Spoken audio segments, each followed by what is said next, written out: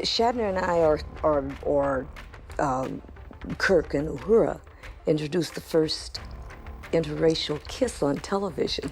It was a big deal there for a while, and there was great concern that we'd be cut out in the South. And I want you to know that both Bill and I were very, very professional about it. We didn't complain through 36 takes. Before Star Trek became the most influential science fiction franchise in television history, it was almost canceled before it ever aired. And the version that did make it to your screen in 1966 was nothing like what Gene Roddenberry originally pitched. The stories behind the show are stranger, messier, and honestly more fascinating than most of the episodes themselves. We are talking secret recasts, network panic, real NASA connections, and a cast that could barely stand each other off camera. So if you think you know Star Trek, buckle up, because today we are counting down 10 weird facts about the original Star Trek series that most fans have never heard. Starting off with number 10, and this one sets the tone for everything else on this list. Star Trek almost had a completely different captain.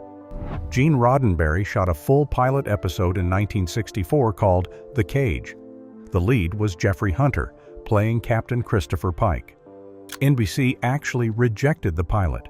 They called it too cerebral, too slow, not exciting enough. But here is the strange part. Instead of killing the project entirely, NBC did something almost unheard of in television history. They asked Roddenberry to shoot a second pilot. That almost never happens. Hunter was offered the chance to come back but declined, reportedly because his wife felt the show was beneath him. So in came William Shatner as Captain James T. Kirk, and the rest is history. But Jeffrey Hunter's footage was not wasted. It was later used in the two-part episode The Menagerie, which became the only clip show in Star Trek history and won the franchise its first Hugo Award. Number 9. Spock was nearly cut from the show entirely. NBC executives were deeply uncomfortable with the character of Spock, not because of his logic, because of his appearance. The pointed ears and angular features reminded network executives of the devil, and they were genuinely worried that religious viewers across America would be offended and tune out. They pushed Roddenberry hard to drop the character. He refused. Roddenberry reportedly used a clever tactic to protect Spock. He agreed to remove another alien character, the female first officer named Number 1, played by his future wife Majel Barrett, as a concession. The network got their win, Spock survived, and Leonard Nimoy went on to create one of the most iconic characters in all of popular culture. Number 8. The show had a direct line to NASA, and it influenced real space history. When NASA was struggling to recruit women and minority astronaut candidates in the 1970s, they turned to an unexpected ambassador, Nichelle Nichols, who played Lieutenant Uhura on the original series. NASA personally asked her to help with their outreach campaign.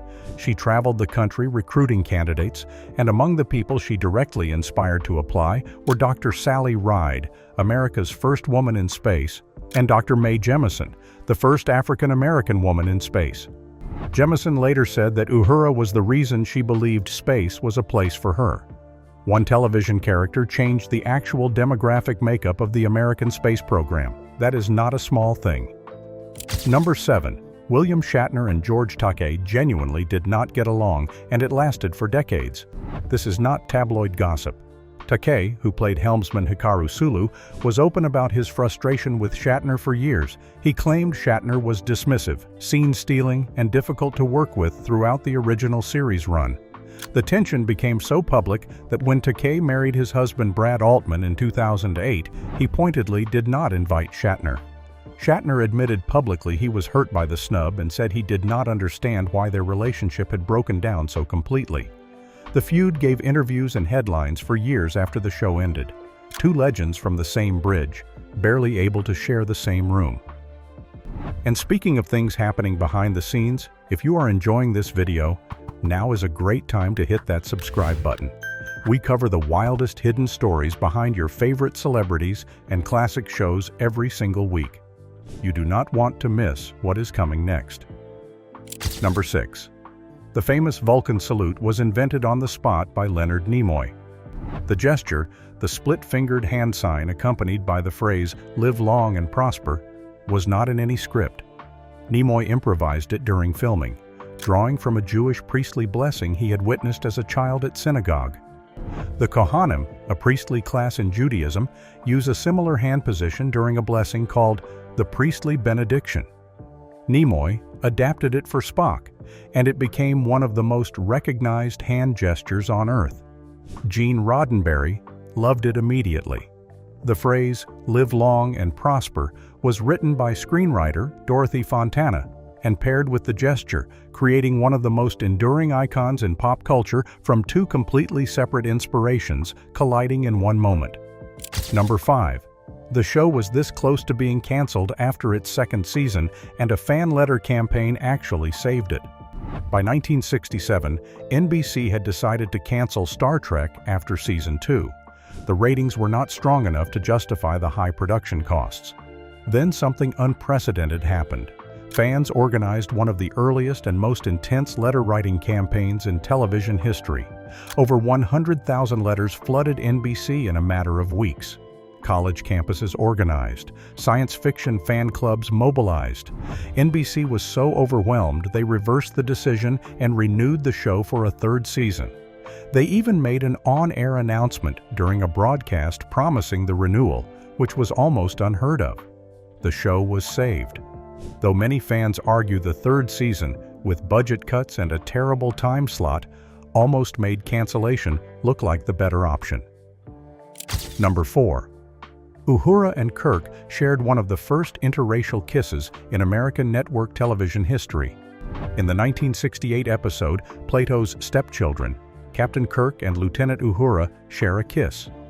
It aired on November 22, 1968, and it was controversial enough that NBC considered cutting it entirely for Southern affiliate stations. Nichelle Nichols later said the production deliberately made sure there was no usable footage of the scene without the kiss, so if the network tried to air a version without it, they would have nothing to broadcast. The episode aired with the kiss intact across the country. Decades later, it remains a landmark moment in American broadcasting, a small act of defiance written into a science fiction episode that aired just months after the assassination of Martin Luther King Jr. Number 3. DeForest Kelley, who played Dr. McCoy, was originally considered for the role of Spock. Yes, the warm, emotional country doctor of the Enterprise was at one point being discussed as a potential candidate for the cold, logical Vulcan. Kelley himself apparently had very different ideas about what kind of character he wanted to play, and Leonard Nimoy came in and made Spock his own so completely that it is almost impossible to imagine anyone else in the role. Kelley's McCoy became the emotional counterweight to both Spock's logic and Kirk's ambition, and that three-way dynamic became the beating heart of the entire series. Number 2. The original series was shot on a remarkably tiny budget, and the crew got wildly creative to compensate. By the third season, the budget had been cut so severely that the crew were reusing sets, costumes, and props constantly. The alien planets in Season 3 often looked nearly identical to each other because they were the same backlot dressed slightly differently. Makeup budgets were slashed. Episode rewrites happened because certain effects were no longer affordable. And yet the writing in some of those episodes, particularly the Enterprise incident and the Tholian web, managed to transcend the production limitations entirely. The show survived on its performances and its ideas when the money ran out. And the number one weirdest fact about Star Trek 1966 is this: the show was a complete commercial failure in its original run. When Star Trek was canceled in 1969 after 3 seasons, it left with modest ratings and little fanfare. It was not a hit. NBC was not sad to see it go. And then, something strange and slow-moving began to happen in syndication. Local stations picked up the reruns. College students latched onto it. Fan conventions began forming around a show that had technically already failed. By the mid-1970s, it had become a cultural phenomenon, bigger than anything it had been when it was actually on the air. That underground resurrection led directly to Star Trek: The Motion Picture in 1979, which kicked off one of the longest-running franchises in entertainment history. The show that failed became the show that never ended. That is 10 weird facts about the original Star Trek that prove the story behind the show is just as wild as anything on screen. If you want more deep dives into the hidden history of your favorite classic series and the celebrities who made them, the next video is already waiting for you. Go watch it now. We will see you there.